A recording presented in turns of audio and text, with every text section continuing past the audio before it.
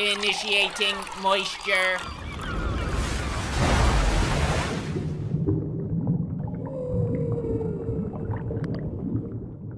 Welcome to the Moist Meter. Today we're looking at the new Spider-Man movie, Spider-Man Into the Spider-Verse. It's very rare in 2018 that you'll find a Spider-Man animation without Spider-Man's dick in Elsa's mouth, but Sony has done just that. They made a brand new Spider-Man animation, and surprisingly, it is tied for the best animated movie I've ever seen in my life. It's tied with Redline. Turned the wrong way like a fucking idiot, but it's tied with Redline, which is my favorite animated movie ever made, and this is right up there with it. I might even say this is a better animated movie than Redline, and that shit right there is not something I say lightly. That's fucking blasphemy to me. Redline is nearly unmatched in terms of animation until now. This movie is so aesthetically pleasing and visually stunning. Everything is so stylized. I'm sure if Miles farted on screen, it'd come with like a kaboom comic book bubble flying out of his asshole, and it would look great. Every move in this movie is fucking fantastic to look at. Every action scene, every travel scene, everything is just so fucking beautiful. It's amazing. The visuals in this movie are unmatched. It is truly breathtaking. And it's got a nice little story. It's heartwarming with some emotional moments. It gets dark as well sometimes, and it brings some great new characters to the screen. You got fucking Nicolas Cage, Noir Spider-Man, Overwatch Diva Spider-Man, Porky Pig Spider-Man, Spider-Ham. They're all fucking cool little characters, albeit those characters aren't really explored or fleshed out or anything. They're just kind of there as comedic characters that kind of do some badass things occasionally, but they're not very important to the story. The main characters are Miles, Peter Parker, and Gwen, and they're great characters. There's no bad characters in this movie because they're all well written. The entire movie is super well written. The only thing I'd say in that department is some of the one-liners don't land. One of Spider-Man's big gimmick is the one-liners. So when you have fucking 50 spider people coming out of nowhere all doing one-liners, not all of them are going to work. It's to be expected. That's not a huge complaint or anything. It's hard to believe that the studio that made this is the same one that shit out the Emoji Movie. It's unreal. I can't even fucking imagine that. That would be like as if Lil Pump secretly wrote all of Mozart's material. It's such an incredible turnaround from the Emoji Movie. I just don't understand how the fuck they were capable of this greatness, but then also shit out the Emoji Movie. I'm happy it's been realized here, though, when we have Spider-Man Into the Spider-Verse, because this shit is fucking incredible. It is an amazing movie. The soundtrack is something else I'd like to point out. I really enjoyed the soundtrack in this movie. The score fits super well in all the scenes when they interlace the action and shit with some music. It was really fun to watch. I also think most people will appreciate all the little Easter eggs that are thrown throughout the movie. A lot of little, tidbits of Spider-Man lore and shit, poking fun at itself at some points, poking fun at superhero shit at others.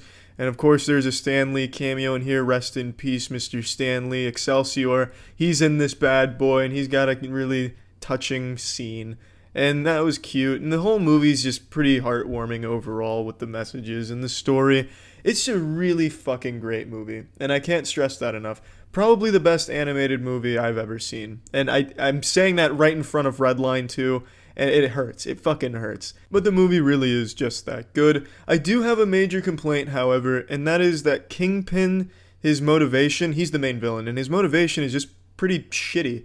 His plan is pretty fucking abysmal. I'm not going to spoil anything, but even if Kingpin accomplished his plan without Spider-Man intervening, he would have still been fucked. He wanted to unfuck himself with his plan, but even if he did, he'd still fuck himself. It's hard to explain. I'm sure if you've seen the movie, you'll understand what I'm saying. But no matter what would have happened if Spider-Man didn't step in, Kingpin would have come out on the bottom. He would not have won. His plan just didn't work. His motivation was an emotional one. They did that well, but it just didn't make sense. It drove the plot. It led to a lot of spider people coming in, and that was great. But he was just a pretty weak villain in terms of his motivation. Very fun one to watch on screen, and there is that bit of emotion they gave to him, but like I said, his plan's just pretty shitty overall. Let's plug this shit into the Moist Meter. I'm giving Spider-Man Into the Spider-Verse a 95%. This is probably one of the best superhero movies in general ever made, and honestly, probably the best animated movie ever made. Beating out Redline ever so fucking slightly. Just ever so slightly. If there's a Redline 2 coming, hands down that'll beat this one, but I don't think we're going to see a Redline 2, unfortunately. But this isn't here to cry about Redline. This is to praise the new Spider-Man movie because it's really fucking good. That's it. See ya. This episode of Moist Meter brought to you by Godslap Issue 2. Go to godslapbook.com to order your copy now. Initiating moisture.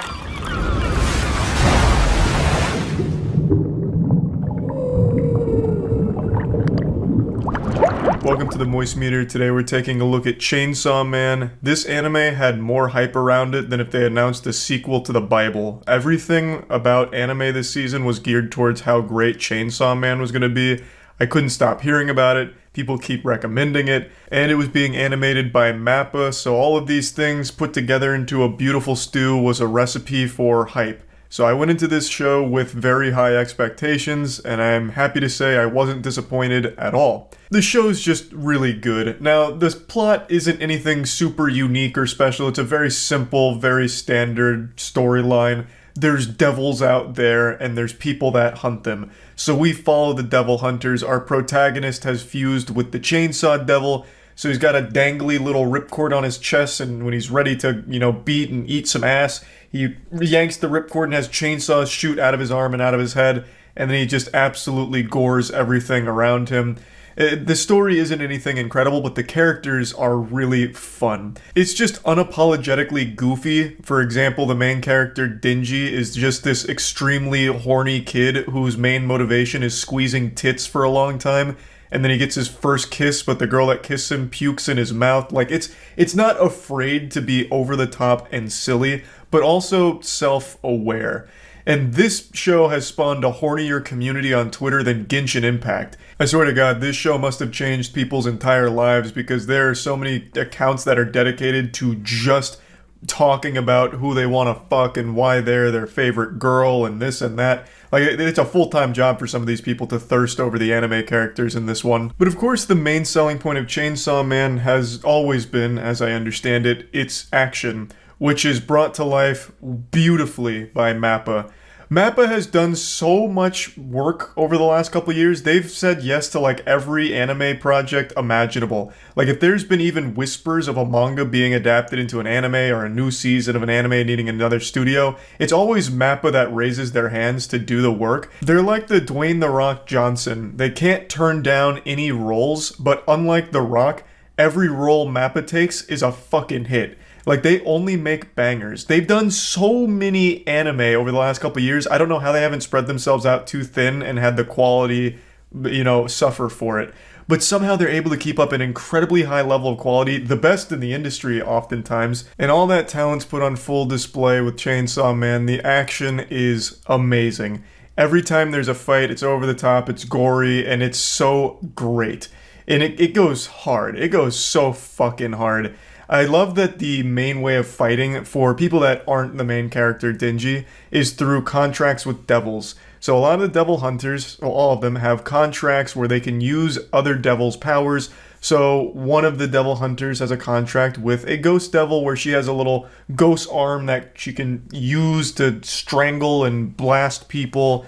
There's a cursed devil that another main character uses. It's a really fun way of fighting that keeps it fresh, where everyone has very unique ways of approaching combat. And they spared no expense when it came to the animation. They didn't take any cheap ways out. This is very clearly a lot of work going into it to make it look the best that it can, and it really pays off. The show's just great. I don't have any major complaints about it. I have like a couple minor nitpicks, but none of it's like important or detrimental to the overall show. I think oftentimes it gets lost in its own horniness with its main character, so sometimes that gets a bit grating. But it's never to a point where I don't like the character or anyone around him. And it's one of the few anime where the humor sometimes lands for me. Oftentimes when anime tries humor, it doesn't really make me laugh. But I actually did have a couple giggles throughout Chainsaw Man, so that was a pleasant surprise and pretty refreshing. It just doesn't really fall into like anything I expected from a mainstream anime. Of course it has tons of cliches and tons of tropes, but it never like overuses it or has it overstay its welcome. Everything in this show is mainly geared as a vessel towards more over-the-top and fucking beautiful action, and I really just appreciated that.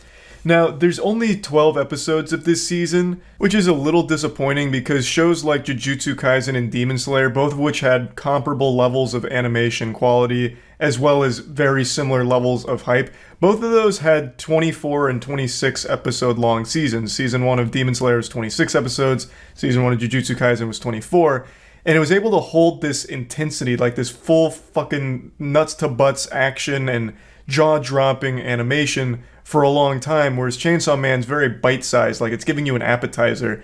So I'm hoping that it can continue this level of quality. I hope it doesn't like fall off and, suck shit, because that'd be tragic. But yeah, it is just a little underwhelming that it's such a short season. I would have liked more episodes because it's just so good, and I would have really liked more time to get drawn into the entire universe and see more of it.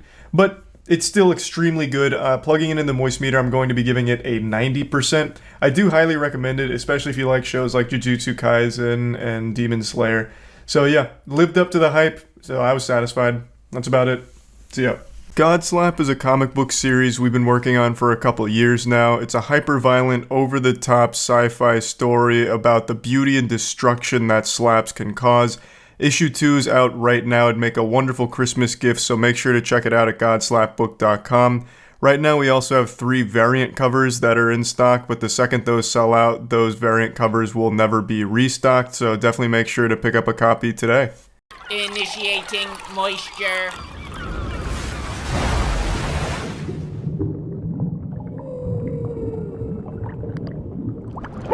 I'm doing it again, baby. I'm dropping my pants and I'm hitting you with the truth. It's a Moist Meter for a show that's still going on. This is only the second time I've done it. The first time was for The Promised Neverland due to disappointment and disgust with Season 2. This time I'm doing it for Jujutsu Kaisen, and for a totally opposite reason. I am so fucking blown away by how enjoyable Jujutsu Kaisen is that I just want to do the Moist Meter now, so that way you can watch the show and catch up before it ends in a couple weeks. This show is extraordinary. I would argue that this is the best shonen can get. It is every episode better than the last. The action is absolutely beautiful. The visuals in this show are outstanding. A lot of times when there's action in a show, it'll typically be like 2 frames of action and then just the camera moving around or they stop to talk. In Jujutsu Kaisen, you'll get 30, 45 seconds, minute, 2 minutes of just pure high-octane, nuts-to-butts action, full throttle. It never slows down when there's a fight, and there's so many fights. Like, imagine Demon Slayer episode 19, but stretched across the entire show. Like, every single episode of Jujutsu Kaisen is just as good as Demon Slayer's episode 19, which fucking blew up Twitter when that episode aired. Demon Slayer is still incredible, still a huge fan, but I would say Jujutsu Kaisen in the action department is even better. And now, I'm not just a fucking caveman who likes to see, fists flying and titties all over the place. I can also appreciate good characters, which Jujutsu Kaisen has. Now, they're not the deepest characters. I don't want anyone to be misled here. You're not going to go in there, hear a character's backstory, get a tear in your eye, and then have, like, a moment of self-reflection on your own life. It's not, like, the most thought-provoking, deep shit. But the characters are really fucking cool. Every character is so badass. They each have their own cursed energy techniques and all this shit. In a nutshell, the show is about curses and the people that fight curses. And the users of cursed energy all have their own unique traits, and they're all fucking cool. Like, one of the characters is a goddamn panda that just beats ass, has multiple attacking forms. It's like some shit out of Tekken. It's just, every character is so fucking cool. My favorite character is Todo, who's just this massive, muscular meatball monster man who just loves women with a big ass, and he believes that any man that likes tall women with a big ass are like his best friend. And he's just fucking cool. Like, everything in this show, like, I don't know how else to describe it. Mappa is the studio behind the animation, and they've just done an incredible job of making every single aspect of the visuals just incredible. Every single fucking frame is a masterpiece in Jujutsu Kaisen. I don't know how they do it, because they're not even, like, compensating with CGI, or if they are, it's not noticeable. I haven't noticed any fucking CGI whatsoever. It's crazy what they're doing with Jujutsu Kaisen. If you haven't started it yet, you absolutely should. If you like action or shonen, it's super good. I really do think it's as good as shonen can be. Every episode has some crazy fucking battle in it, it feels like. There's only like a couple episodes I can even recall where there wasn't a huge fight that broke out in there. I mean, it's so good. Like, it's so fucking good. Again, I don't want anyone to go in there expecting some kind of narrative masterpiece that's gonna have you, like, fucking blown back in your chair, hanging on every word and every breath. But the story's fine and the pacing is good enough where it just gives many excuses to have a ton of fucking characters encounter each other and just put dick in ass and go full on.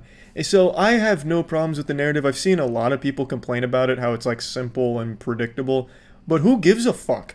Like, it doesn't matter if it's simple and predictable if it's executed well, which I think it is. And it allows so much cool shit to happen.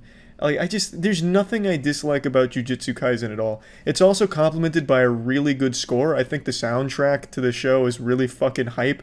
Anytime there's anything going on, you've got like this beautiful crescendo that makes me want to stand up and start lifting weights to be like Toto. Like, I mean, it's cool. Like, I really can't think of any other ways to describe this that don't make me sound like a middle school boy hitting puberty just talking about how something's dope, but it really just is. It's something you can sit back and just be super entertained by. So I'm just going to plug Jujutsu Kaisen into the Moist Meter now. I'm giving it a 90%. Now the only reason I'm not giving it a 95%, which I've explained in the past, I usually save 95% for shows I think really innovated or changed something in their genre. I don't think Jujutsu Kaisen has done anything like that, but I genuinely think it is as good as shonen can be without completely reinventing the condom of the genre. I really think that Jujutsu Kaisen reaches the highest possible level of the genre. I think it is so fucking good, and I have nothing but praise for the show. I totally agree with it winning Anime of the Year, because it deserved it. It is something special, and I wanted to make this Moist Meter before it ends, because I really think all of you who haven't seen it should give it a try. I'm often asked, like, what anime would I recommend to someone that either hasn't watched anime or just fucking hates cartoons in general. First of all, I don't know why you'd even ask me for an anime if you just fucking hate animation, but I get that question a lot anyway. This would definitely be one of the shows I'd recommend. This is a show I feel like anyone can enjoy, even if you don't like anime, don't like cartoons. It is just so good that I think regardless of your taste, you would probably find something to like about the show. So I really think Jujutsu Kaisen is something wonderful, and I'd highly recommend it. Now let's talk about Crunchyroll. As I've mentioned multiple times in the past, Crunchyroll is pretty much where I watch all of my anime. Even the more obscure shit I can find on Crunchyroll, they pretty much have the majority of anime that you can possibly think of, dating back to like prehistoric era of animation. So Crunchyroll just has exactly what you're looking for most likely, and it comes at a beautiful 1080p HD ad-free when using Crunchyroll Premium. The episodes are professionally subtitled. They also drop up to, like, as soon as an hour after they air in Japan via the simulcast. You can access them on all devices, Xbox, PlayStation, Roku, Android, and you can just watch so much anime so conveniently in good quality without having to worry about like inaccurate subtitles or it looking like dog shit. Crunchyroll just has the best anime in the best quality, so if you're interested in trying Crunchyroll, you can get Crunchyroll ad-free for 14 days by signing up at crunchyroll.com/penguinz0 or clicking the link in the description below. That's Crunchyroll ad-free for 14 days at crunchyroll.com/penguinz0 or clicking the link below. That's it. See ya. The Moist Meter is a proud partner of our comic book series Godslap and Plague Seeker. Both are available at badegg.co, link in the description. Welcome to the Moist Meter. Today we're taking a look at the new Spider-Man movie, Across the Spider-Verse. Now, the first movie, Into the Spider-Verse, is one of my favorite animated films of all time. That movie is a real special butterfly. That's one of the very unique instances where a film comes out that legitimately innovates in its genre, like pushes it to new limits that were previously thought impossible. Kind of like what The Matrix did 20 some years ago, where it had this new element that hadn't really been seen before and has now been emulated a ton since. That's what Into the Spider-Verse did. It dragged us fucking kicking and screaming into the future of what animation can look like, and it was beautiful. It's kind of like what the Fosbury flop did for the high jump, right? Like, it legitimately kind of changed the perception of what was possible in the genre for animation here. So, Across the Spider-Verse had some very big shoes to fill, and I'm happy to say it filled those shoes like a cavity. This is an extraordinary follow-up, and somehow manages to once again elevate in animation. It is so beautiful. There is not a single second that goes by in this movie that isn't jaw-droppingly gorgeous. Every frame is a beautiful masterpiece of art. It's unreal just how good this movie looks.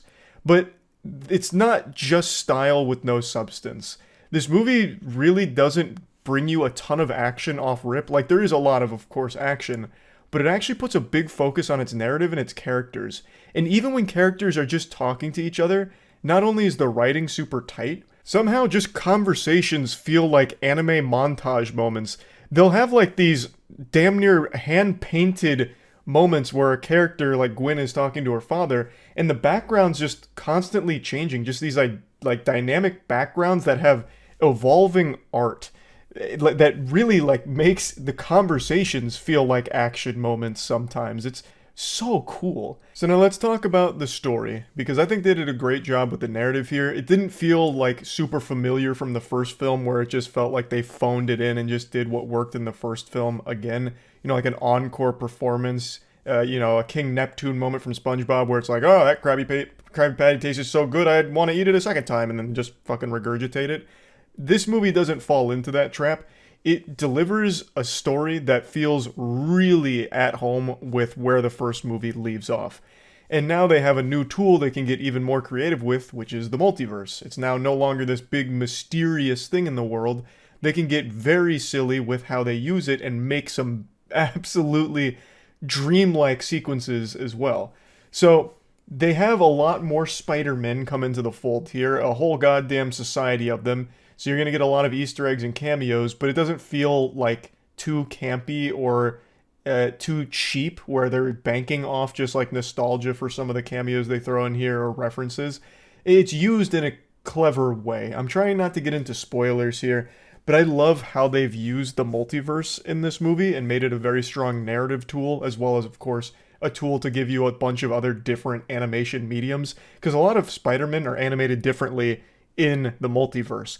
So you'll have some that are like damn near claymation at some points, right? Like you have wacky ways that they portray some of the Spider-Men, but they use it in a way that's not just like point and be like, I get that reference. Don't get me wrong, that shit is absolutely there, but it's not like egregious, and it does serve a purpose in the story itself. I also love the villain in this movie. He starts as just like a goofball, throwaway stinker of a character who's like trying to rob an ATM, and Miles isn't taking him super seriously, so he's kind of like beating his ass while he's texting on the phone because he's late for a meeting at school. And then that character just keeps snowballing into an extremely powerful villain. The guy is the definition of a late game champ. Like, as the movie continues, he himself continues to get stronger. He can throw these little holes that allow him to basically just ascend into a different plane of existence. He has like full mastery of the multiverse. He can send things and send people, send himself, send different body parts of himself through these holes that just keep reaching into different parts at will. It's super cool. And since the movie is so visually beautiful, it's a lot of fun to watch this villain fight. And even when he's not fighting, just watching him traverse the universe is really cool as well.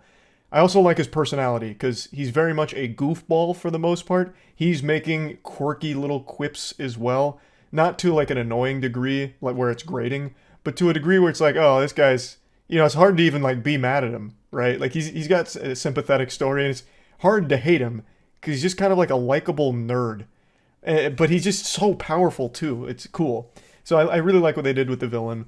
And I really like what they did with Gwen and Miles. So Gwen gets a lot more screen time this time around. You see a lot from her dimension, which is stylistically very different from all the other dimensions you see. Every dimension has its own unique identity, which I really appreciate. So as you visit different dimensions, the visual thumbprint of that world changes, which is cool. Now, Gwen's story is, sad like all other Spider-Man stories. Gwen has a lot of problems that she's dealing with her dad thinking that she may have been responsible for something very horrible. She ends up, turning into a multiverse super soldier, leaving all of her problems behind, which abandons her dad, and she wrestles with a lot of tough shit that goes on. And I really think they did a great job with Gwen's character in fleshing out her, as well as the relationship between her and Miles. Miles is just an outstanding character. I love everything they do with this character. The writing is amazing.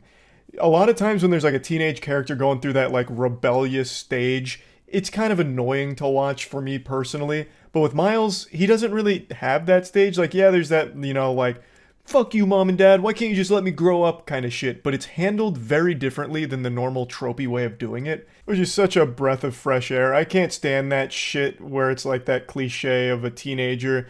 My mom and dad don't understand me. Those goobers just don't get it. It's not a phase. And then that becomes like the whole character's personality. Miles doesn't fall into that at all.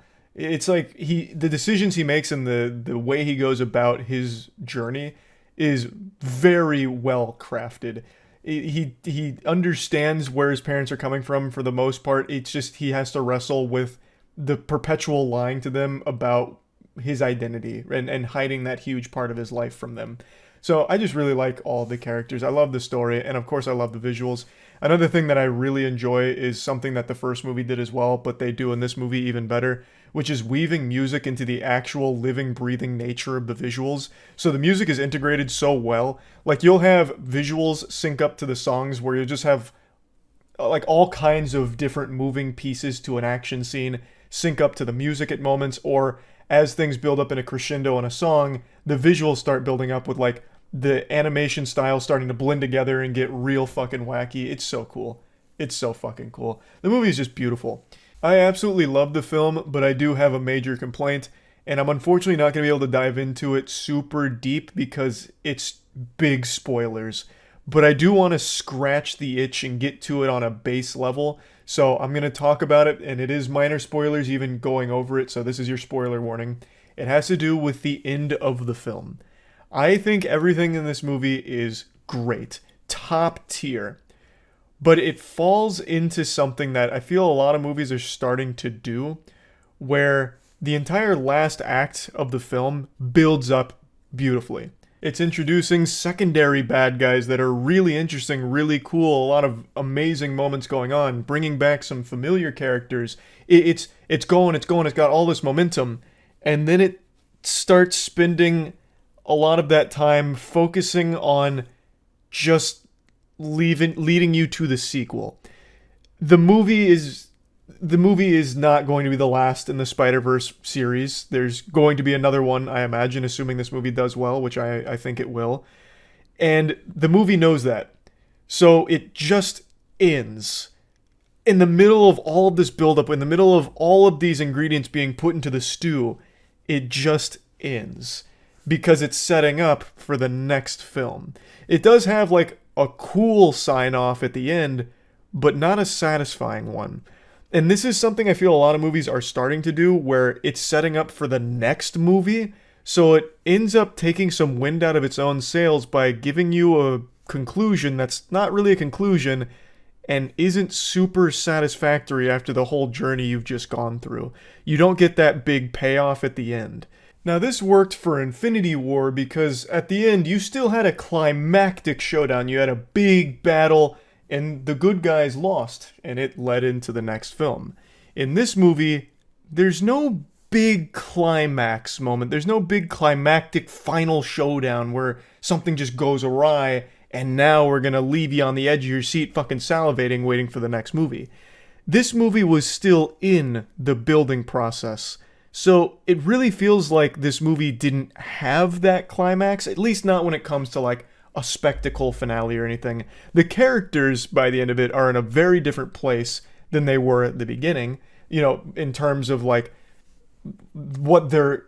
I'm really trying not to get too deep into spoilers. The characters are very different by the end of the film than they are in the beginning, but there was never that big climax. So when the credits rolled, I felt like it was a little underwhelming because we hadn't had any like big moment to lead into the next one. It was still putting all these pieces of the puzzle together and bringing new things into the fold for the climax coming up.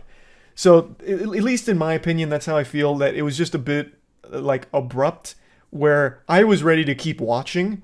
Like I thought there was going to be, a big moment about to pop off, and then they pulled that punch to save it for the next film.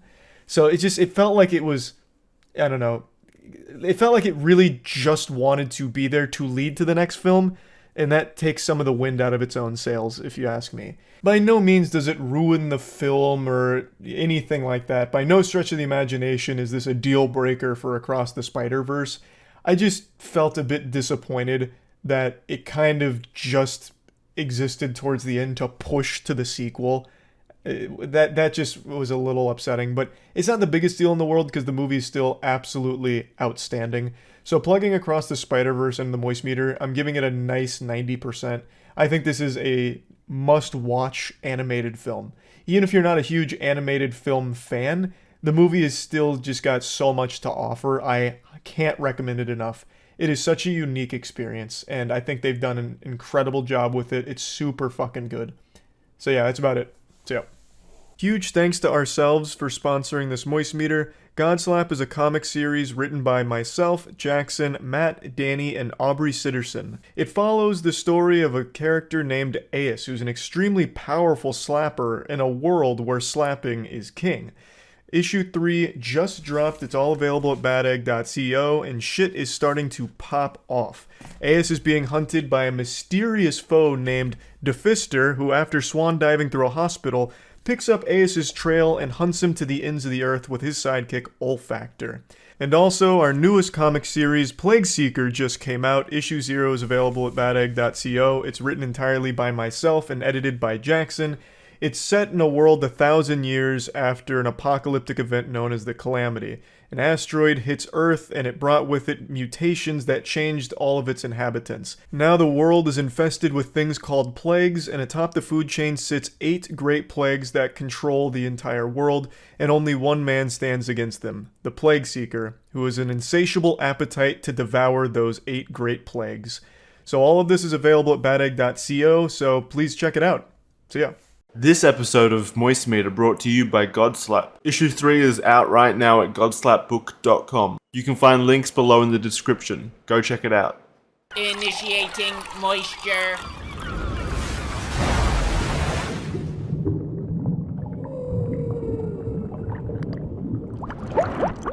Welcome to the Moist Meter. Today we're taking a look at the Super Mario Bros. Movie. So, a lot of you already know, they did try to make a Mario Bros. Movie in the 90s. Most people view it as an unholy abomination. I look back on it fondly. I grew up and I actually really liked that movie. I watched it a lot as a kid. I could recognize it had nothing to do with the games, but I couldn't help myself from just getting excited watching it for like the 20th time. There was something about that film that was just kind of special. It was unique and very weird. It was like a real avant-garde fever dream kind of movie. And I get why they stopped making movies after it, because it was received so horribly and is still considered one of the worst movies ever made by a lot of people. But I just wanted to get that out of the way right now, that I still have a very soft spot for that film. But anyway, I'm glad they're trying again, because, as a lot of people have mentioned, this opens up the door for Nintendo making other big budget movies on other IP they have, such as Metroid, Zelda, all of that.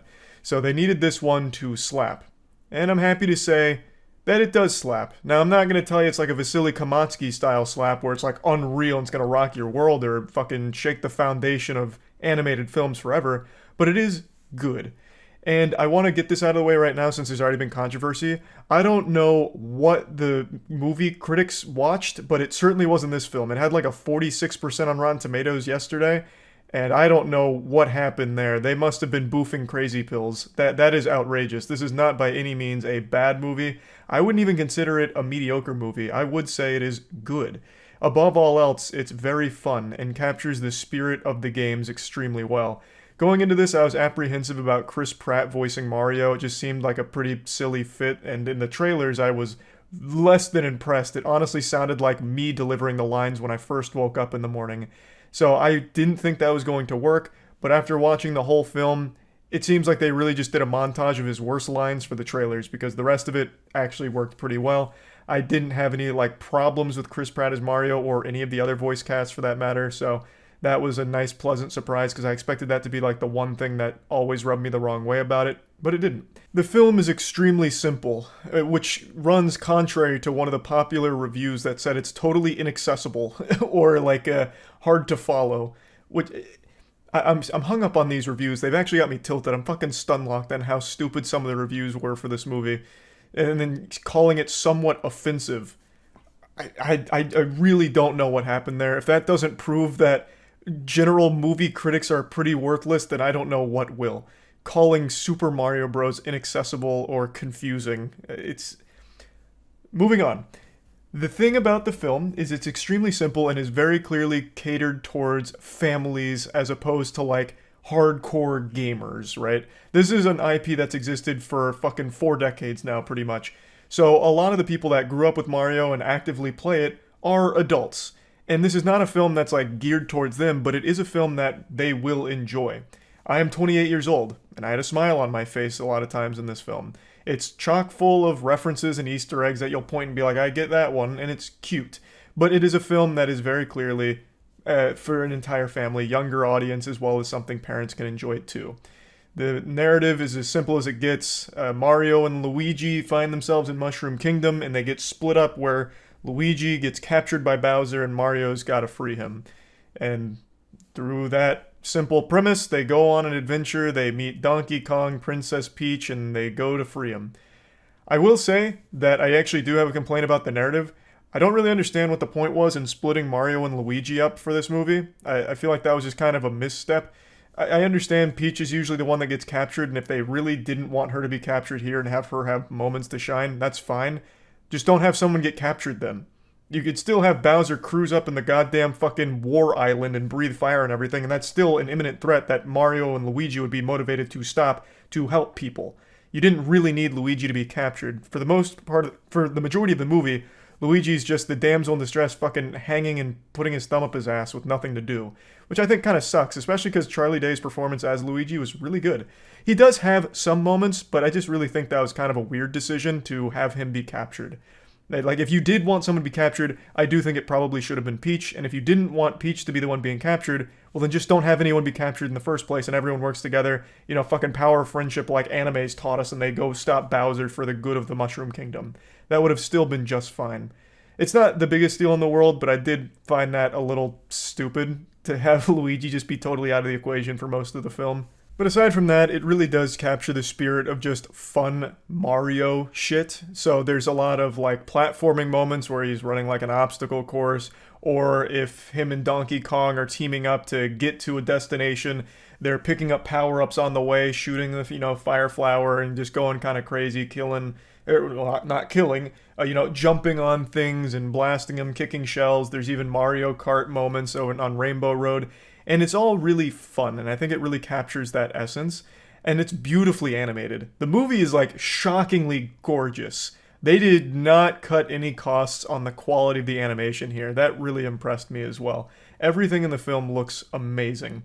Now, the next thing I'm going to compliment might actually be something that some of you view as a problem, but I actually appreciated the pacing in that they didn't bother spending a whole lot of time fleshing out characters. The characters are super simple. Like, they don't really get much depth. For example, Mario shows up to Mushroom Kingdom. He's a total fucking stranger. He's being hunted by toads. Like, he's immediately, like, this problem that they're trying to, fucking kill and burn at the stake. The demon has entered the battlefield. But then he happens to run into Peach at the castle, and she's like, oh, human, like me. All right, great. You can join me in my cause here. And that's it. Then they immediately become best friends. They immediately hit it off, fucking fireworks falling all over the place. They love each other immediately. And they never really, bother exploring, their relationship or even, how they feel a lot of the time. It's just very surface level. And I like that because I've never played a Mario game for the story.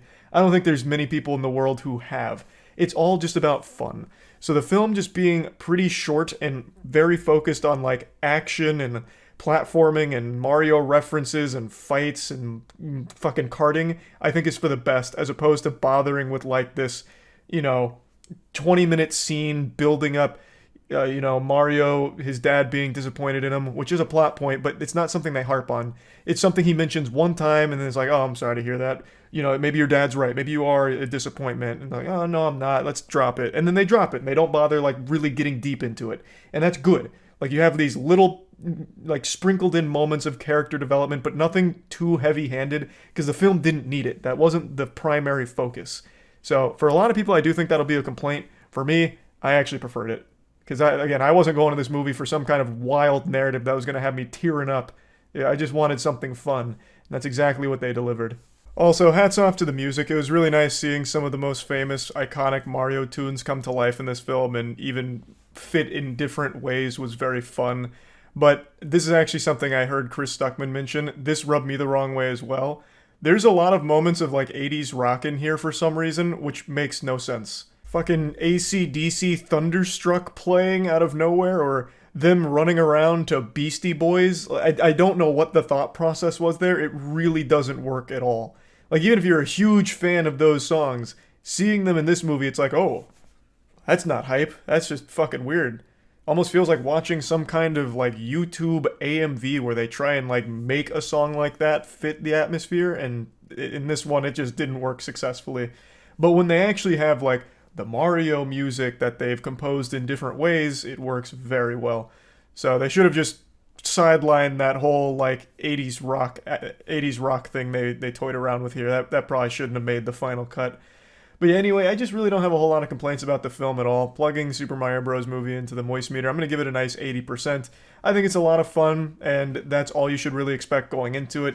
It's nothing amazing, it's nothing that's going to blow you away, but you're going to have a fun time watching the film, and it really does feel like watching the game come to life. So I think they did a great job with it, and I'm hopeful that they'll continue to do this with other property. Most of you know, we started our own comic book series called Godslap. Everyone who's read Godslap so far has unanimously agreed that it's the best comic ever produced, and Godslap is well on its way to becoming the biggest name in all of comics, overthrowing Marvel within the next 5 years, according to recent scientific projections that I'm pulling out of my ass. It's a passion project created by myself, Jackson, Danny, and Matt, and we brought in an industry veteran named Aubrey Sitterson to help write it with us, and we're extremely proud of what we've created. Issue 1 and 2 are already out, and Issue 3 came out today, as of right now. Issue 3 is available at godslapbook.com, and per usual, this is the standard cover, but we also have 2 limited edition variants, which will only exist until they're sold out, and then they'll never be reprinted. So they're available at godslapbook.com. Initiating moisture.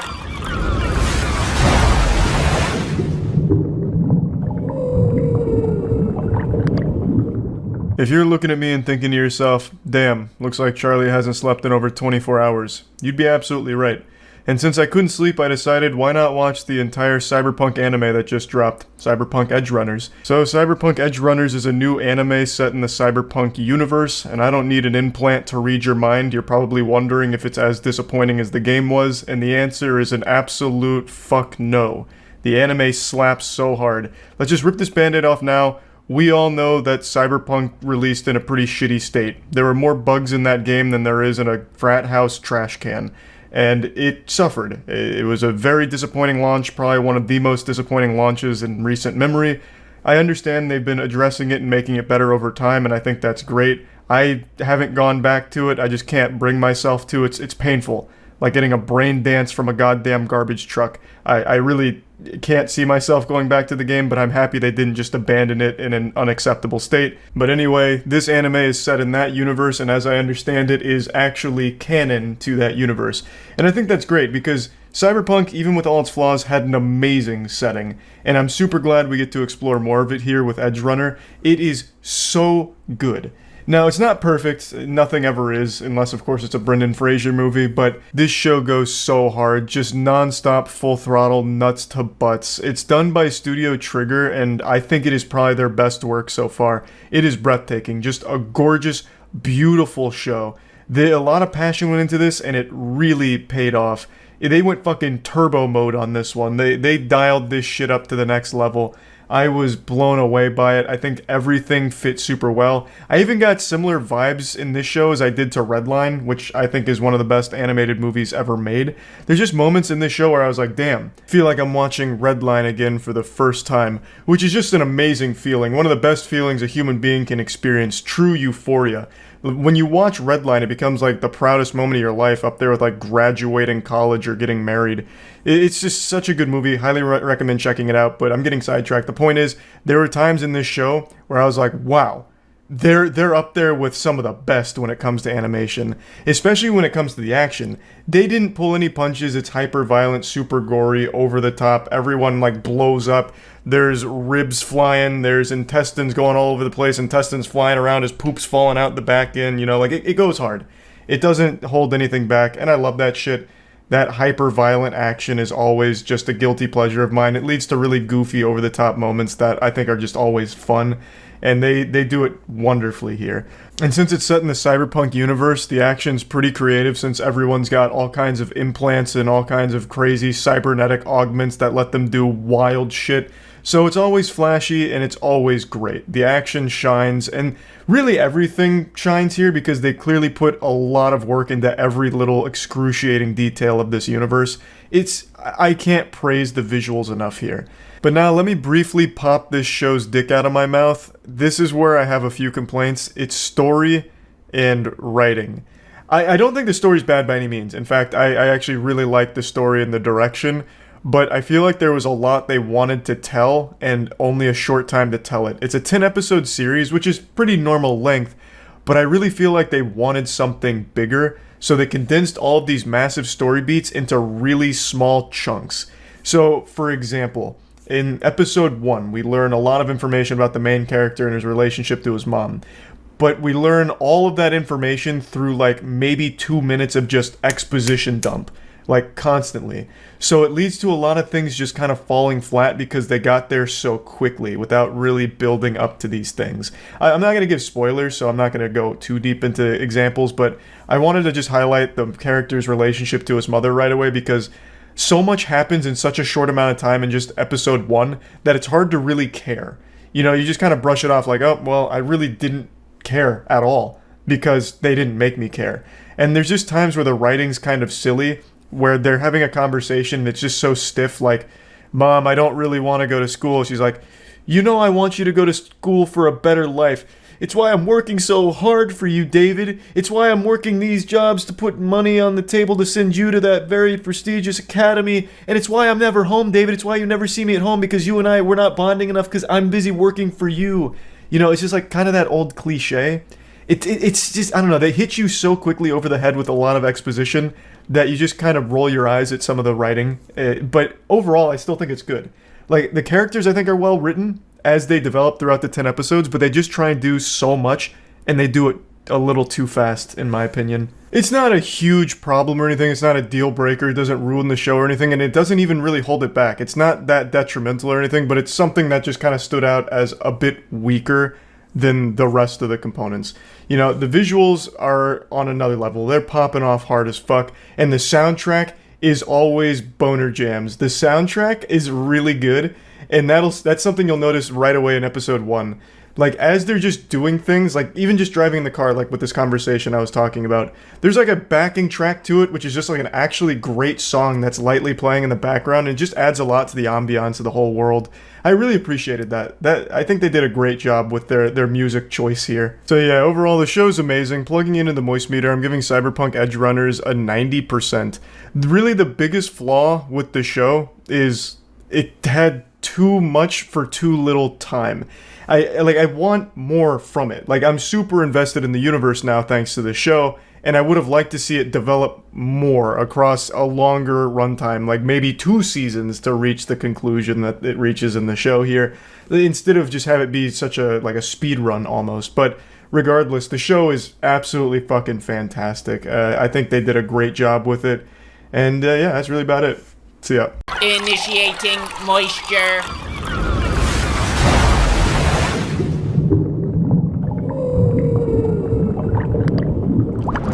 Welcome to the Moist Meter. Today we're taking a look at Invincible. I knew nothing about this show or the comics that it was based on. I initially thought this was a superhero cartoon for kids because it reminded me of something you'd see on Nickelodeon back in the day on Saturday mornings or some shit like that. I thought it was just a simple show to capitalize off superhero hysteria, just a little Weenie Hut Jr. show for your children to enjoy, but I couldn't have been more wrong. This show absolutely slaps, and it is far cry from for kids. This is a very dark show, and they say fuck, and it's extremely gory, like to a degree that I haven't seen that often in cartoons. And I don't like to make this comparison, but just to kind of give you a general gist of it, it is a little similar to The Boys in its brutality of showing how some of these superpowers would actually work on a real body. So you'll see people fucking blowing up, their head will get slammed in the ground, and like brain matter will splatter all over the place, they'll shit their pants, and like fucking shit particles will blast against their trousers, and it's pretty graphic. Which is surprising, because like I said, I watched episode 1 fully under the impression that this was a kid's cartoon. I didn't know shit about Invincible. And really, for like the first 25-30 minutes, I was still like, yeah, this is kind of fun. It's definitely for a younger audience, but there's nothing wrong with that. It's just this kid, he's in high school, he's going through puberty, he's learning how his penis works and why it gets hard, he's got these hormones going on, and maybe he'll get superpowers. Nothing too over the top and never seen before. Kind of reminded me of like some early Teen Titans shit a little bit. And then it gets to the end of episode 1, like the last 15 minutes, and you're like, holy shit, what the fuck was that? After episode 1's conclusion, I was hooked. And I was so surprised by what I watched there. And I just really fell in love with the show. I think Omni-Man is an incredibly interesting character. I'm not going to spoil anything, of course. But Omni-Man has a lot of depth to his character. The show tackles some dark shit, and it's not afraid to show you some brutal violence. It doesn't pull any punches there. There's a scene pretty early on, the world's being invaded, we need the superheroes to save us, and Invincible's just learning how to use his powers a little bit, and there's an old lady in trouble. Standard superhero shit. So Invincible going to save the day and be the hero he's born to be. He picks up the old lady, but since he doesn't have his powers totally under control, he just completely fucking folds her like a piece of paper, breaks every bone in her body, fucking blasting blood out of her pores. It's like a frat douchebag that took a beer can and busted it on his forehead, but with a full human being. And then he's like, oh my god, what have I done? And he takes her to the hospital trying to save this mangled corpse of a person that he inflicted, caused. It's wild. Like, it's actually wild. The writing in the show is so good. None of the characters are flat. I find all of the characters to be pretty well-rounded and interesting. I just think Omni-Man really shines in that department. I really enjoy the entire Invincible universe. It's able to keep you hooked, and it's able to be more than just what you see on Earth. There's constant hints of bigger things in the universe out there, and I can't wait to see where they go with that. It's a show that it seems to me like it has so many things it wants to show you, and it's only giving you the smallest side boob preview. You're only seeing like a little bit of the areola and not even getting the full package with the first season here. It's just setting these huge things up, but even doing that with just an appetizer, it was so good. Easily the most impressive thing about Invincible, besides its writing and its narrative, is its animation. Its animation is absolutely incredible. There is obvious CGI at points, and sometimes it is a bit janky a little towards the end, but it's only for like some background stuff, that's not a big deal. But when it comes to a fight, it's beautiful. It is so fluid. In anime, and I don't mean to be blasphemous and call out anime here, but in anime, if you watch a fight scene in some of the big ones, the fight scene will consist of like maybe 2 attacks, like, I'm using this spell, yeah, oh, I got hit by this spell, and now we'll talk for a couple minutes before the next attack is thrown. And like an entire anime fight scene can be broken down into like maybe 4 attacks being thrown in total across the entire fight.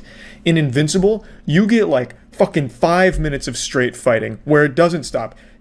Omni-Man's fighting something and he's fighting that shit for minutes constantly, and it's so fluid. It's not just like a still image that they shake, or it's not just him throwing a punch, it freezes and then you see the thing react where it doesn't really connect. It zooms it out and you get to see every single punch being thrown, all of the action where it's not close up and disorienting. You get to see the impact, and they do a great job of selling how strong the characters are. Like a punch, you can like feel the fucking impact in the show. Like Omni-Man will deliver like a One Punch Man serious blow, and then whoever he threw it at will fly through a building, fly through buses and cars, and then like blow up half the city. Like, it is huge. And like in most shows when that happens, you're like, wow, people definitely died during that, but they clearly don't show it because it's a superhero show, so they might as well just not exist. Like the citizens of the city, it might as well just be empty. In Invincible, you fucking see people dying during that. So like when this person is flying through the air and they crash through a building or like a train or something, you'll see like bodies just fucking burst into blood clouds and mist, be split in half with guts and tits flying all over the place, bowels, hanging off of things. It's like you see the devastation and what can happen with this kind of fight in a populated area. You see all kinds of people getting crushed by falling debris. You know, if a car gets, hit, you'll see the driver blast through the window and die, get cut up by the glass. Like, it's actually extremely intense. The action is on a whole different level. Probably not what you're used to seeing, because it never stops to like just break down a narrative. They're not like fighting and he'll like throw a punch, the guy reacts to the punch, he's like, oh, I can't believe you've done this. Well, I had to do this because of this. He'll throw the punch and then immediately follow it up. Omni-Man will hit someone against the ground, they'll bounce off the ground, and while they're flying up in the air off the momentum from hitting the ground, he'll grab their leg, fucking slam them on the ground again, then he'll fly up even higher, and then he'll chase him up. Like, the fights don't stop. The fights never stop. When there's an action scene, you can expect it to just be full throttle fighting without just stopping to explain something, and there's never any cheating in its action where they just shaky cam a still image. It is fluid as fuck. The action is really, really cool in Invincible. I have nothing negative to say about the show. I think Invincible is one of those must-watch cartoons. It is hard to watch Invincible and not compare someone like Omni-Man to someone like From the Boys without getting into any spoilers. So I just highly recommend the show. I went in there with no expectations, and in fact under the false pretense that it was a kid's show, and was blown away. I think the show is something very special, especially when superhero shit is so boring and done to death. I think Invincible does something very unique. I give Invincible extremely high marks. I give it a 95%. I feel bad because I've been rating things so high recently, but like, shit's been good. Like, a lot of the shit that's been coming out has been extremely good. I don't know what's been going on. Like, we had years of just straight stinkers constantly, and now all of a sudden we're getting some extremely high quality productions like Invincible. I highly recommend it. I think it's great. That's it. See ya. Welcome to a low-budget edition of the Moist Meter. Jackson's on an extended vacation, so the next 5 or 6 Moist Meters will be low quality like this because I can't edit like Jackson does. So it's going to be shot like a fucking home movie. I'm sorry about that, but let's get right into it. Teen Titans Go to the Movies. Teen Titans is a cartoon series I grew up on. I loved it. I've seen every episode multiple times, and as a kid it awakened something in me sexually because I was attracted to a couple of the female characters in the show. I'm not a fan of hentai these days, but maybe just because I didn't really follow through with that passion that I had as a kid to cartoon characters. Really, there's no telling, and I really wouldn't like to know, because if I did like hentai, I'd feel like such a fucking degenerate. Not insulting any of you out there, you hentai enthusiasts, just saying I personally would feel dirty if I liked cartoon character sex. Moving on from that, when Teen Titans Go first started airing on Cartoon Network, I gave it a very fair shake of the sauce bottle. I watched a lot of episodes, and I gave it like maybe 2 seasons, and I'd seen a lot of it, and I can say with certainty I think it sucks shitty stinky stuff, because it's a shitty stinky show. I don't like it. Really don't like Teen Titans Go. Nowadays, it's not even Cartoon Network that airs Teen Titans Go, it's just the Teen Titans Go network. That whole fucking channel is just Teen Titans Go now. I urge you, look at a Cartoon Network programming schedule for a day, and you will see almost nothing but Teen Titans Go. I don't like it. Now, that being said, I like this movie. I think this is a very good movie. I was hoping it'd be like Lego Batman, because that movie just caught me by surprise at how great it was. I'd never seen the Lego movie, but I went into Lego Batman, and I loved it. And I was hoping this could capture that same magic. And it doesn't, but it kind of comes close. It's a mix of Lego Batman and shitty Teen Titans Go. It's very much more of a kids movie though, as opposed to Lego Batman, which was great for anyone of all ages. This is more geared towards kids, both in its plot and its jokes. And that's not necessarily a bad thing. There's still a lot to like here even as an adult. It's a fine movie. It's clever sometimes. The plot's simple. Robin wants a Teen Titans movie because all the other superheroes have superhero movies. So the whole plot is basically trying to get them a movie, and all the jokes are centered around very meta shit, like making fun of DC, making fun of superhero movies in general. And that's fine. That works. That's always fun. I guess that's DC's newest thing, where they just make fun of all their shit and then keep producing shit. Like, they can clearly recognize they produce shitty shit, and yet they don't feel the need to improve. I think this is a conspiracy theorist coming out in me, but I think DC continues to pump out shit just so they can make fun of it in later productions. That's my theory, at least. But anyway, let's talk the positives here. There's some fucking zingers in here. There's some clever jokes, good writing. The animation is fucking beautiful. I don't really like the character design, but everything aside from the characters is breathtaking. The colors, gorgeous. The animation, flawless. Fucking top notch.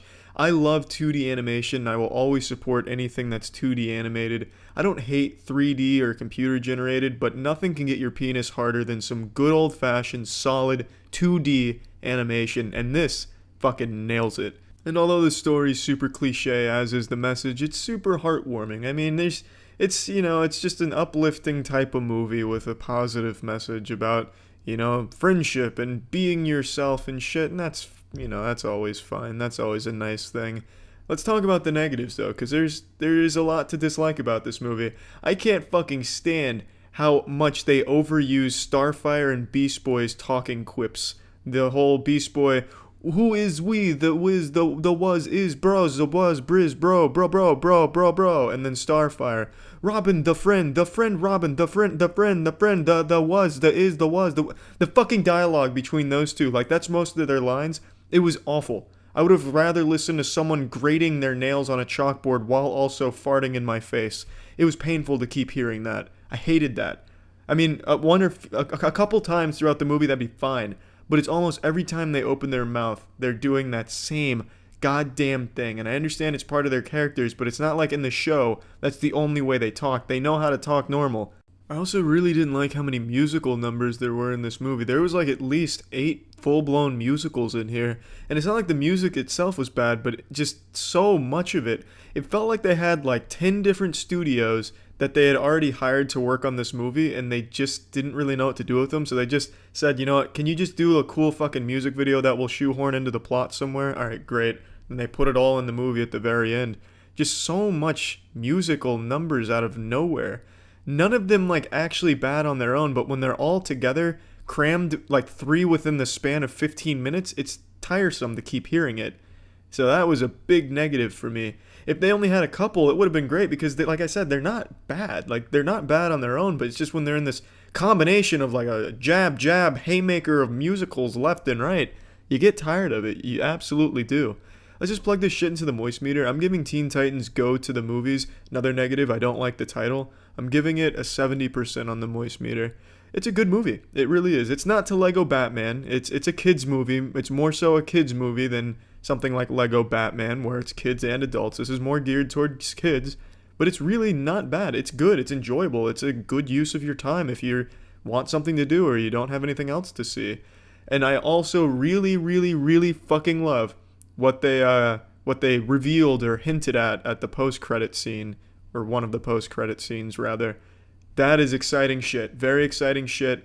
And that alone may have been worth watching the movie. Even if I hated it, that would have been worth it to get that payoff. But I didn't hate it. It's a good movie. See ya. Initiating moisture.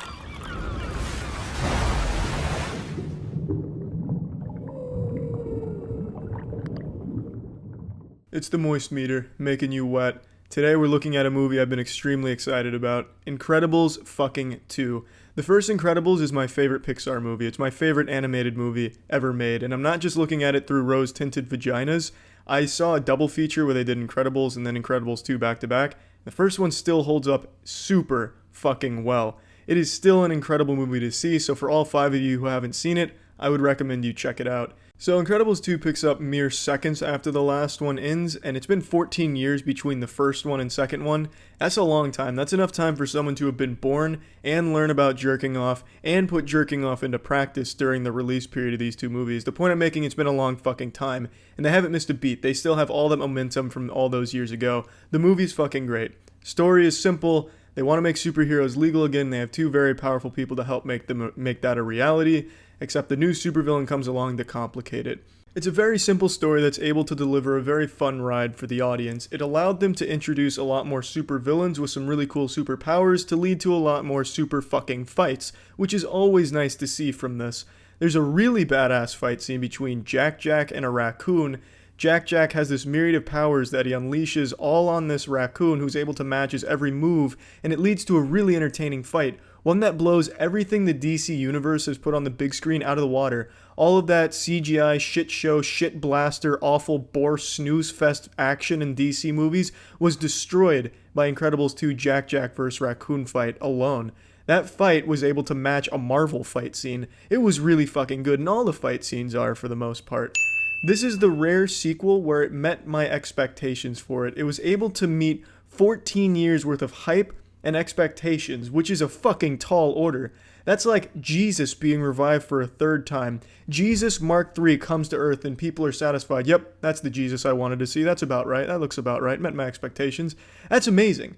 It is really fucking incredible what they were able to do here with this sequel. I was expecting to be disappointed, but I wasn't at all. I walked away extremely satisfied with what I watched. And it's Pixar, so as you would expect, the voice acting is second to none. All the performances are delivered the best way they possibly could to bring the characters to life in this beautiful world. However, I have to say, this movie doesn't have the same type of impact the first one had. The first Incredibles was a fucking game changer. That turned the world of animation on its asshole. This movie is more of just a play it safe, stay in that same era, and just deliver a kickback, fun adventure action movie. Just an entertaining ride, nothing that's going to change the landscape, nothing that's going to have this huge lasting impact, not like the first one. So, in a way, it feels underwhelming because it couldn't quite reach that same godhood status that the first one was able to reach. Incredibles 2 isn't a, damn, that just changed everything. It's more of a, damn, that was a refreshing sequel. But damn, is it a real refreshing sequel. It kept the spirit of the first one alive. Everything the first one did is emulated in the second one. And it even borrows some of the same themes and plot points a little bit, but that's not a huge negative thing. You would kind of expect that since it picks up literally right where it left off. But I'm very, very happy with how the sequel turned out. I really am, and I don't think too many people are going to be disappointed by Incredibles 2. So I'm just going to go ahead and plug this shit into the moist meter. I'm giving Incredibles 2 a 90%.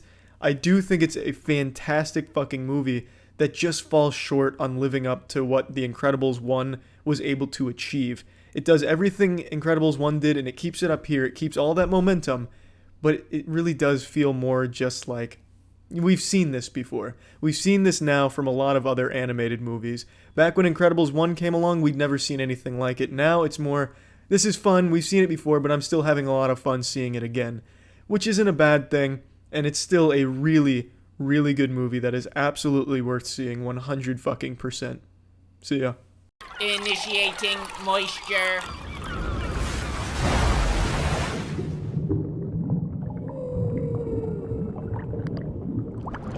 Welcome to the Moist Meter. Today we're looking at Soul, a new Pixar animation. I guess not that new though. I'm very tardy to the party on tackling this bad boy here. Even though I saw the movie a couple days after it came out, I just didn't make a Moist Meter on it because I didn't have a whole lot to say about it. It's a good movie, a very good movie, but everything I like about the movie is the same shit I like about every Pixar movie. I don't think it does anything different or special. It's a very standard good Pixar movie, and there's nothing wrong with that. But I keep getting asked to talk about Soul since, as I said on stream, I did see it. It's just, I mean, shit. Everything I'm going to say about Soul that I liked, I've said about, like, every other Pixar movie for the last couple of years. I feel like Pixar just has a formula at this point that they're very good at, but at the same time, it's not, like, trying to do, like, new things or, like, push the boundaries. Even the messages in a lot of these are still the same. This one, I think, is just equally as good as the other ones. I don't think it's better or worse or different from the other great Pixar movies over the last few years. Voice acting is great, the visuals are great, the music is great. In this movie, I do like the music a lot, though, since the main character is a jazz pianist, and I think when he's ripping ass on that piano, it feels fucking wonderful to listen to. Like, that man is going in slapping on the keys, and that's great. Everything about it is good. The only thing I'd say is a little weak is the main villain who chases the main character from, like, the purgatory in-between worlds dimension, the gamer zone, back to the corporeal realm after the main character finds a way to cheat the system. By cheating the system, he gets the system's muscle after him, which is like this tiny little rat thing that is constantly, like, tracking him down. But he's not really much of a threat at any point. Like, he just doesn't really pull anything off, and even when he does at the very end, it only lasts for a couple of seconds. So I just thought, like, as far as a villain goes, it was kind of weak.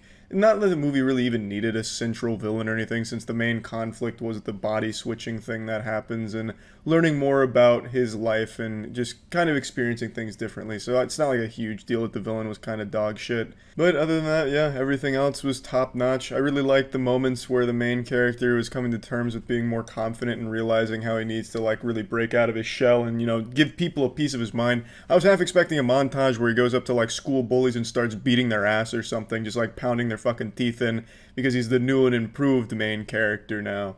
I liked it, but again, I don't have a whole ton to say about it without just repeating myself from other Pixar moist meters that we've done in the past, so I'll just sum it up again by saying Soul is another high-quality Pixar movie, as you would expect. When you see a Pixar movie or know that a Pixar movie is coming out, you can feel assured, sleep easy at night, knowing that Santa Claus is bringing you a good movie, a good animation. Pixar doesn't really make anything less than great. Sometimes they have some that are better or worse than others, but for the last few years, mainly they've all been pretty fucking good. So, plugging Soul into the moist meter, I'm giving this an 85%. Another good Pixar movie in their impressive catalog of bangers and just another enjoyable movie. I don't think it's going to be a Pixar movie that people look back on and be like, that's my favorite Pixar movie. But it is going to be one where people are like, yeah, I want to watch it again. Yeah, that was a really good movie. And I think that's what matters. I don't think it needs to really go out there and reinvent the condom and completely change the Pixar formula when it clearly works and it's still very fun. So yeah, that's about it. Recently I've been hitting the weights extremely hard, trying to put on extra muscle, looking for at least 100 more pounds of muscle on this 5'6" frame, and in doing so, I've been using Raycons pretty much daily, so that way I don't have a wire dangling in front of me when I'm lifting weights. As I've talked about numerous times now, I think a high quality pair of wireless earbuds are extremely important, and Raycon offer an incredible one. The Everyday E25 are still their best model yet, giving you 6 hours of playtime, seamless Bluetooth pairing, a compact design, comfortable noise isolating fit, super simple to set up, super quick to set up. They have the same amazing quality that you're used to from other premium audio brands, but at half the price. If you're interested in trying Raycon for yourself, you can go to buyraycon.com/moist to get 15% off your Raycon purchase, or just click the link in the description below. That's buyraycon.com/moist for 15% off. That's it. See ya. Initiating moisture.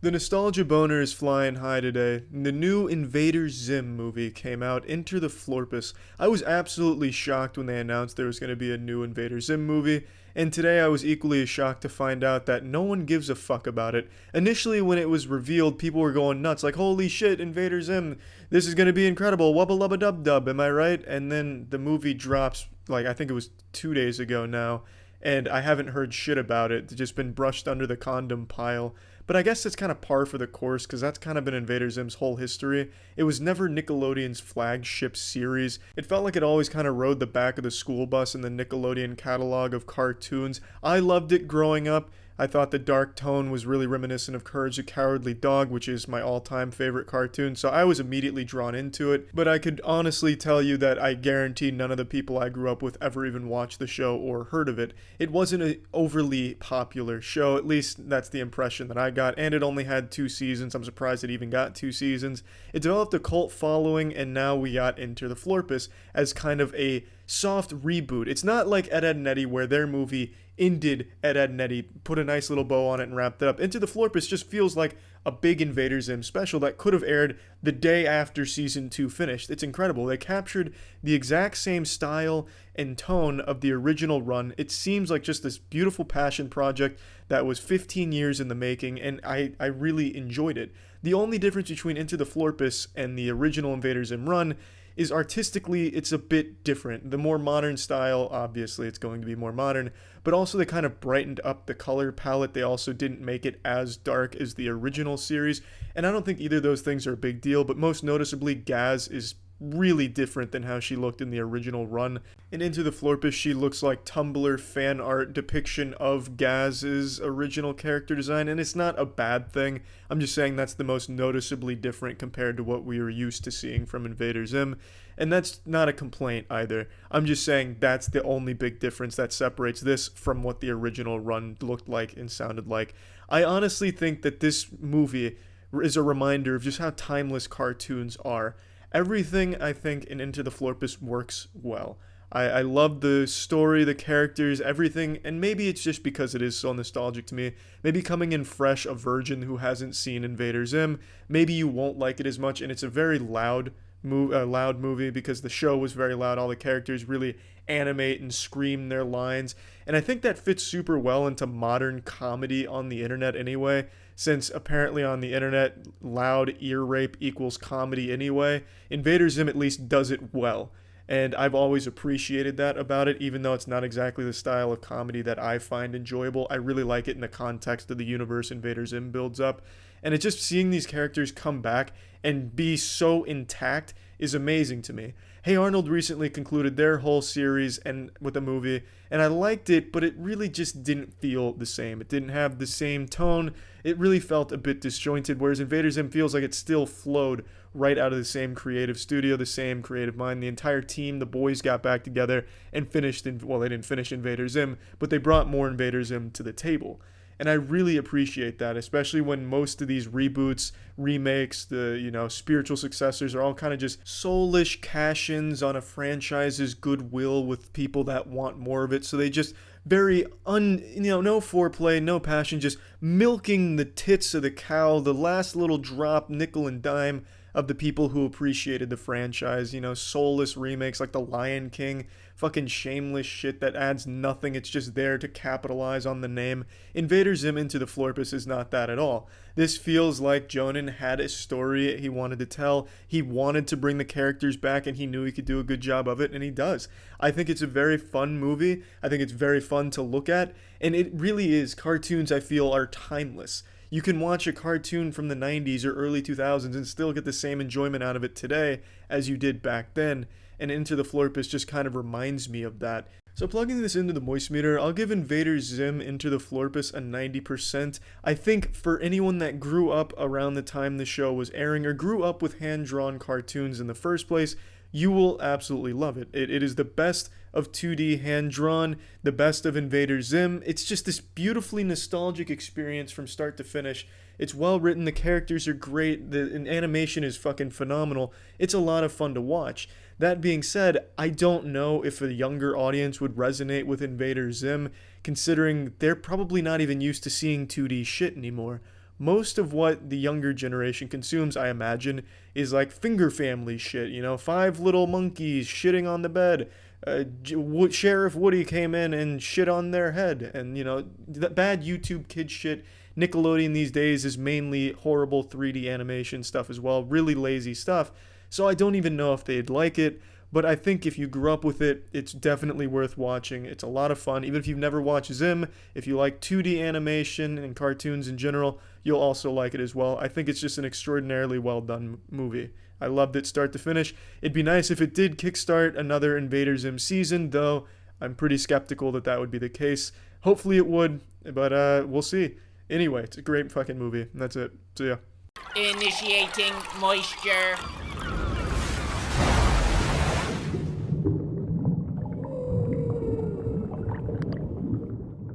Welcome to the Moist Meter. Today we're looking at the new Toy Story 4, a movie I felt didn't need to be made. I honestly couldn't stand the marketing for it either. There was like fucking 50 little teaser trailers where the gang holds hands and falls, then like the 30-second clips of 1 or 2 jokes from Key and Peele. I didn't care for that, and it really struck me as just going to be a cash grab on the goodwill of the franchise. However, after seeing Toy Story 4, I absolutely fucking loved it. Absolutely loved it, start to finish. I think the strongest part of this movie is its humor. I don't know what's changed, but this is by far the best in terms of comedy in the series, and probably one of the best animated comedies I've seen since like Lego Batman, maybe. This might be even better. I don't know, the comedy really hit with me, and maybe it's just because I love Toy Story so much, but man, I fucking love some of the jokes they told in here. And Keanu Reeves' character, Mr. Kaboom, is the best sidekick character to be introduced into the franchise. Absolutely every scene with him in it is fucking great. An awesome character, and I love you, Keanu Reeves. You know that. If you're watching this, you already know I love you, Keanu. Please come shake my hand or something. I'll give you like an over-the-pants hand job if you want. Great movie, great character. The humor, it just lands every single time. Key and Peele, I thought were going to be annoying characters, even though I like them as actors. I thought they'd overplay their shtick, but they did really well. Their characters were really fun on screen. Their plush rush shit wasn't overused. It worked well. I really just enjoyed everything about this movie. Visually, it's Pixar. You know it's going to be fucking breathtaking, real top-notch shit.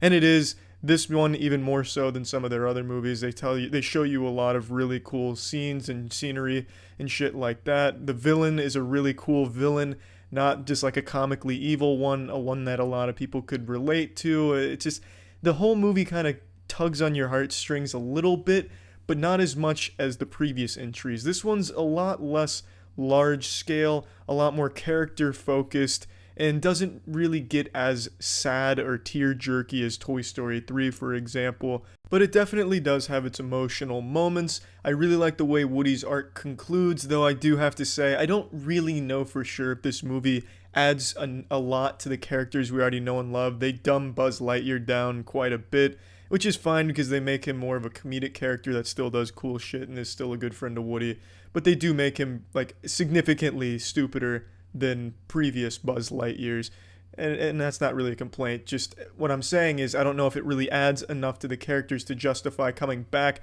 to the franchise after how great Toy Story 3 concluded. Absolutely loved that conclusion, a really touching one that I feel most people felt something during.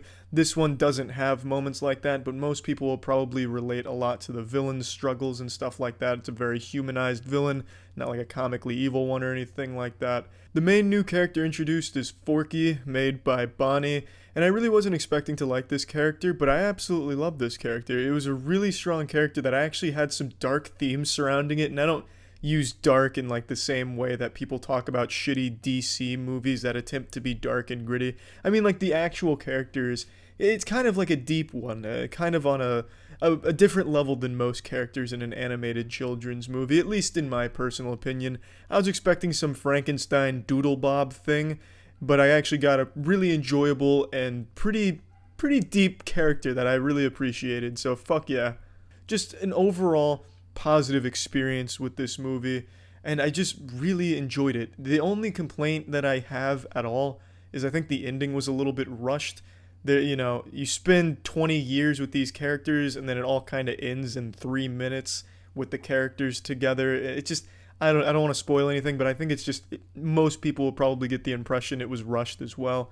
And that's kind of a shame, but it's still a very nice conclusion, very satisfying. It was nice to see Bo Peep come back. It's just a really enjoyable movie, and I'm glad it got made, even if it wasn't totally necessary or adds a whole lot to the lore. Also, I'm extremely fucking greasy right now. I can see that on the recording here, so I apologize for that. Let's just go ahead and plug this shit into the moist meter. I'm giving Toy Story 4 a fat 90%. A really good movie. A really, really good movie that I think concludes the Toy Story franchise. I'm not sure. I don't see how they could continue it from here, but you never really know. Super fucking good. That's it. See ya. This episode was brought to you by Keeps. Initiating moisture.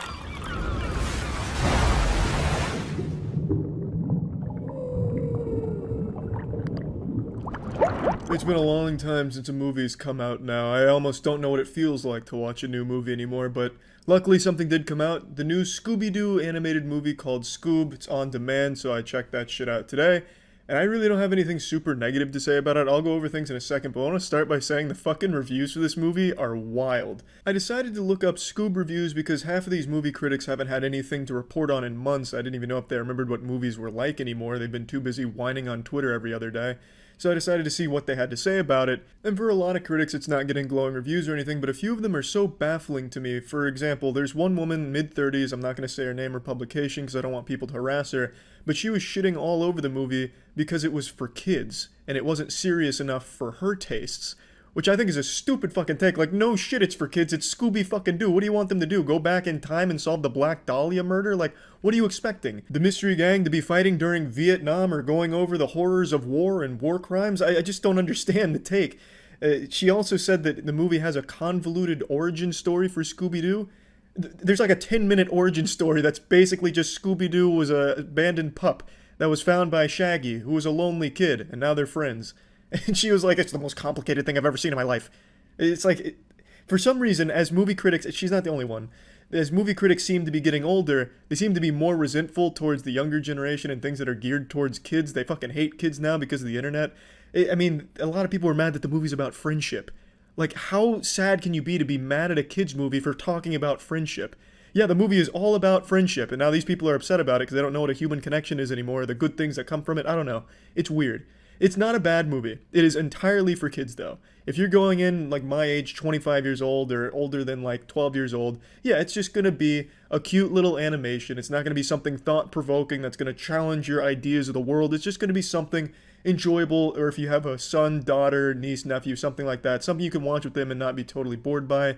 I grew up watching the old Scooby-Doo, so I knew exactly what to expect and kind of the tone it was going to have, and it hit all of those similar beats, but it goes in a different direction. Instead of just unmasking fake ghouls and goblins and hauntings, in the Scoob movie, they actually do tackle some real supernatural stuff. And I think it's an enjoyable take on Scooby-Doo. It's not the first time Scooby-Doo's ever done that. For example, one of the best Scooby-Doo movies, Zombie Island, had real monsters. So this isn't like new or innovative for Scooby-Doo itself. It's just a fun, decently animated movie. It's not the best animation. It's not up to like a Pixar level animation, but it's good. The only real complaints I have about the movie are I don't like them switching Matthew Lillard from the voice of Shaggy.